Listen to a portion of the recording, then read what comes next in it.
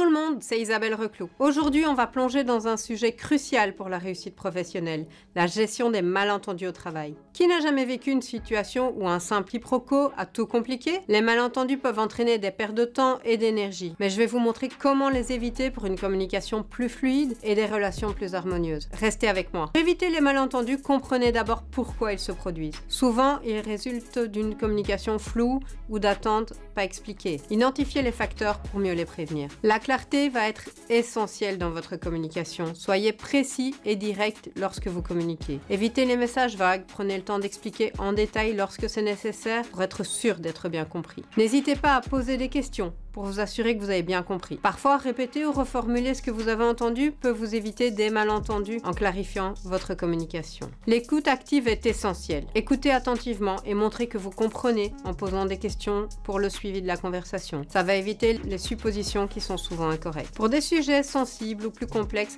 confirmez-les par écrit. Les mails ou les comptes rendus vont pouvoir servir de référence en cas de désaccord dans le futur. Alignez les attentes, clarifiez les rôles, responsabilités, aidez-les lors d'un projet en équipe pour éviter toute confusion. Petite astuce pratique, clarifier par l'écriture. Résumez par écrit les points clés lors de discussions importantes. Encouragez les collègues à poser des questions pour une communication plus claire. En résumé, évitez les malentendus au travail pour une communication plus fluide. Cultivez des relations professionnelles solides et boostez votre carrière. Pratiquez ces compétences pour devenir un champion de la communication. Merci de m'avoir suivi. Si cette vidéo vous a plu, n'hésitez pas à mettre un petit like et à la partager. Elle peut aider vos collègues et vos amis à éviter les quiproquos. N'oubliez pas de mettre ces conseils en pratique et suivez-moi pour plus d'astuces. Parlez-moi de vos expériences dans les commentaires. À très bientôt!